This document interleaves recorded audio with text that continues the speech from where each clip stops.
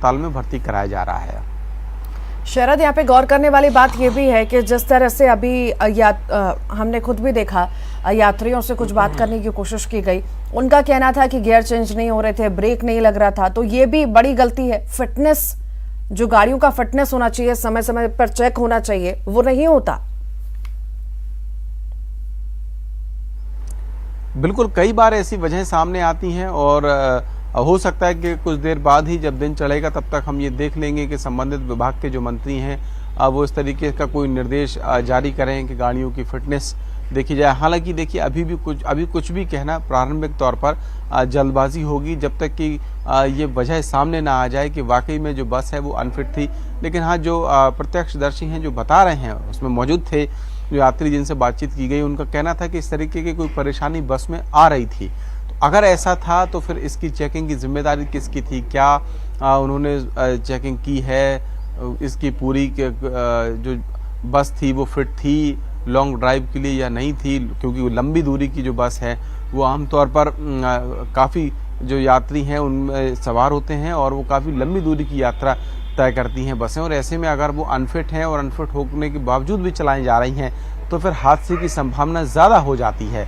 तो देखना होगा, अभी सब जांच के पहलू हैं। जब जांच होगी तब पता चलेगा कि आखिरकार बस फिट थी या नहीं थी, क्या और वजह जो है पुख्ता तौर पर रही। लेकिन निश्चित ही ये एक दुखद हादसा है और इस पे बहुत जरूरी हो जाता है संज्ञान लेना, क्योंकि शरद, हम हमेशा देखते हैं कि फिटनेस की बात की जाती है, हम देखते हैं कोई हादसा होता है, दिन तक कोई फरमान जारी हो जाता है, गाड़ियों की फिटनेस देखी जाती है, पर जो कार्रवाइयां होनी चाहिए शायद वो नहीं होती। भले जल्दबाजी होगी कहना, पर कहीं ना कहीं ये संभावनाएं भी हैं कि ऐसी गलतियां हो सकती हैं, फिटनेस की वजह से ये बड़ा हादसा हुआ होगा। लंबे रूट पे गाड़ियां जाती हैं, फिटनेस रहना बहुत जरूरी है, बहुत ज्यादा जरूरी है गाड़ियों का फिट रहना, क्योंकि घाट पर यह हादसा हुआ है, गियर नहीं लगेंगे, ब्रेक नहीं लगेगा तो इतना बड़ा हादसा होना स्वाभाविक सी बात हो जाती है। बिल्कुल ठीक कहा है आपने। अगर गाड़ी अनफिट है और सड़क पे दौड़ रही है तो निश्चित ही हादसे की संभावना बढ़ जाती है। हालांकि इससे पहले भी जो बस हादसे हुए हैं उसमें हमने देखा है कि कई बार ये वजह ही सामने आती है कि बस अनफिट थी और वो सड़क पे दौड़ रही थी, इस वजह से जो है हादसा हुआ है, हो जाते थे। तो उसके बाद हालांकि विभाग पे थोड़ा जागता है, नींद से जागता है और फिर जो है निर्देश जारी किए जाते हैं कि अब जो है गाड़ियों की फिटनेस लगा चेक की जाएगी। कुछ दिनों तक मुस्तैदी भी नज़र आई और फिर नतीजे ढाक के तीन पात ही होता है और फिर कोई एक नया हादसा सामने आता है। तो निश्चित ही अगर ऐसी कोई लापरवाही हुई है तो फिर कार्रवाई उन जिम्मेदार अधिकारियों पर भी होनी चाहिए जिनकी ये जिम्मेदारी थी कि वो ये चेक करें कि बस फिट है या अनफिट है, नहीं है, क्या आखिरकार वजह रही। लेकिन कुल मिलाकर कह सकते हैं कि ये सारे जो पहलू हैं जब जांच होगी और जो पुख्ता वजह है हादसे की निकल के सामने आएगी तो उम्मीद है कि ऐसी जिम्मेदारियां भी तय होंगी। वाकई ये जिम्मेदारियां तय होना बहुत ज़रूरी है। सिर्फ खाना पूर्ति करने से कुछ नहीं होगा, क्योंकि लोगों की जान का सवाल है और हर बार कई लोगों की जान चली जाती है सिर्फ खाना पूर्ति के चक्कर में। आप शरद लगातार बने रहिए, ये बड़ा अपडेट आपको दे रहे हैं। बड़ा हादसा हुआ है रीवा में, ये बड़ा हादसा हुआ है और इस हादसे पर मुख्यमंत्री शिवराज सिंह चौहान ने भी दुख जताया है। 14 लोगों की जान चली गई, 40 लोग घायल बताए जा रहे हैं और सभी का इलाज चल रहा है अस्पताल में। और ज्यादा जानकारी के लिए अर्पित हमारे साथ फोन लाइन पर जुड़ गए हैं। अर्पित, क्या अपडेट मिल पा रहे हैं इस मामले में?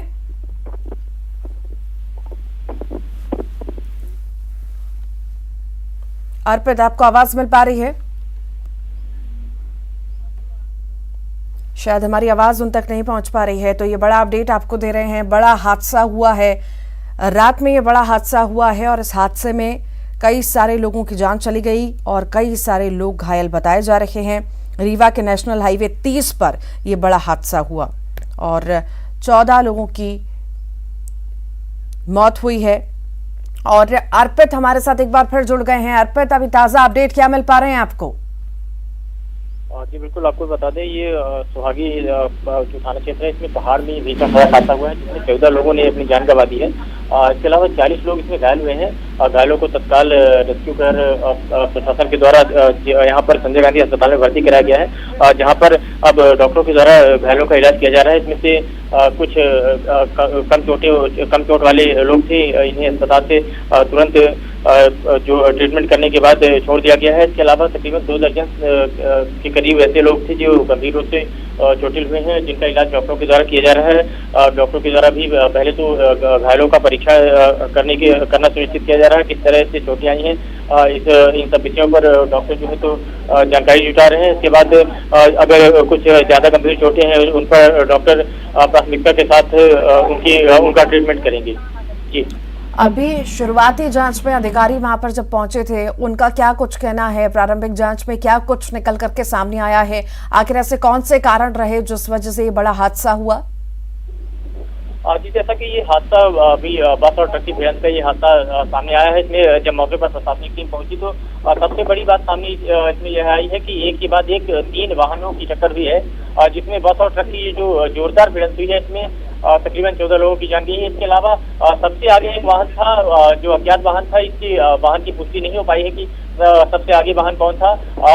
उसमें सबसे आगे जो वाहन था उसमें की टक्कर हुई और पीछे से जब ये यात्री बस आ रही थी तो इस यात्री बस की पीछे से ट्रक की टक्कर हुई और ऐसे में बस और ये ट्रक की जो जोरदार भिड़ंत हुई है इसमें 14 लोगों की जान गई है। और जो सबसे आगे वाला वाहन था, अज्ञात वाहन था, वो हादसे के तुरंत बाद मौके से फरार हो गया है।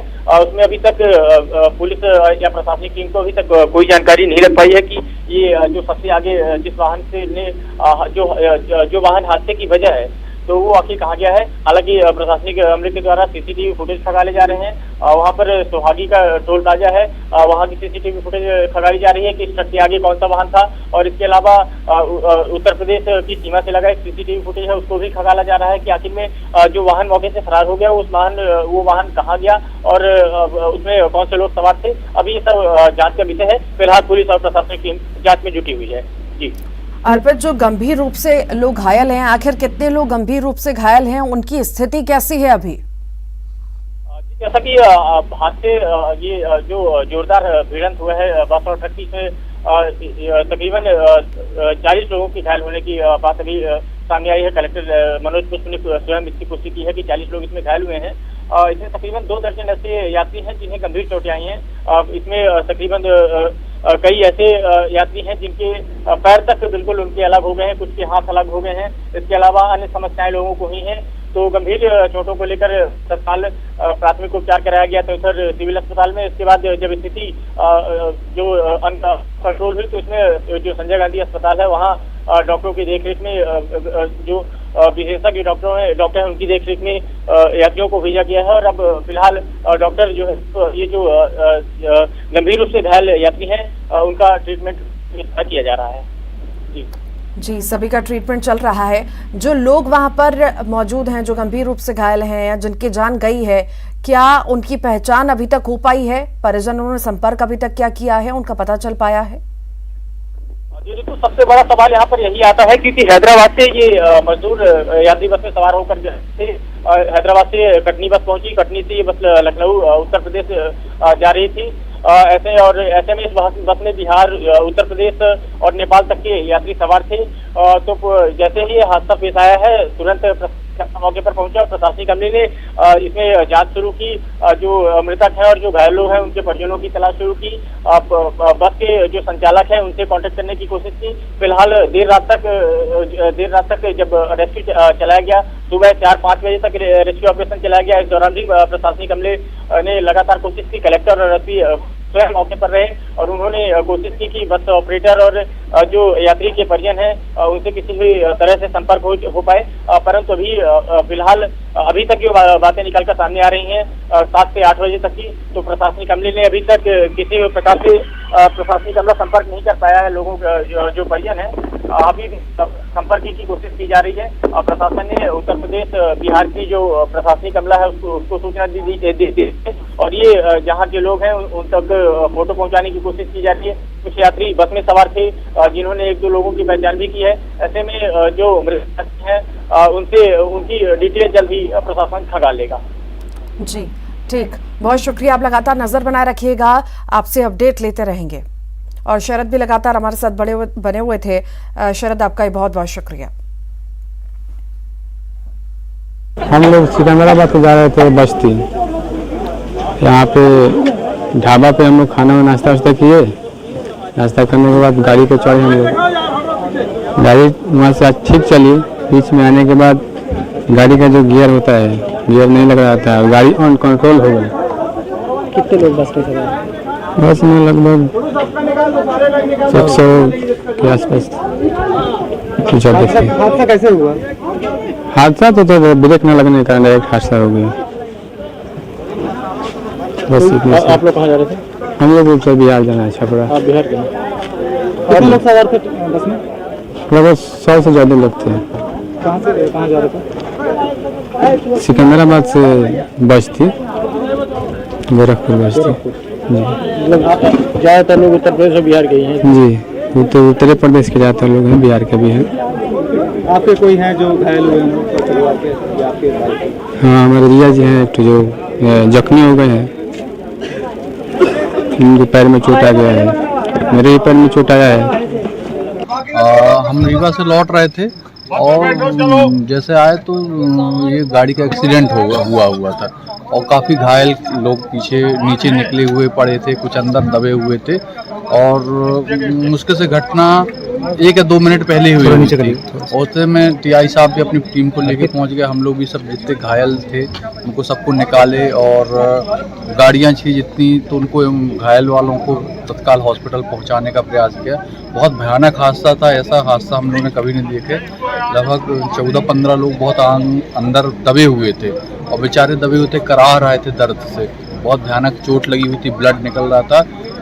जैसे गाड़ियां मिली, एम्बुलेंस मिले, जैसे साधन संसाधन मिले, मैंने भी अपनी गाड़ी से भी और टीआई साहब और पूरा पुलिस प्रशासन और प्रशासन टाइम पे पहुंच गया और जितने लोगों को जो घायल थे उनको यथासंभव मदद पहुंचाने का प्रयास किया।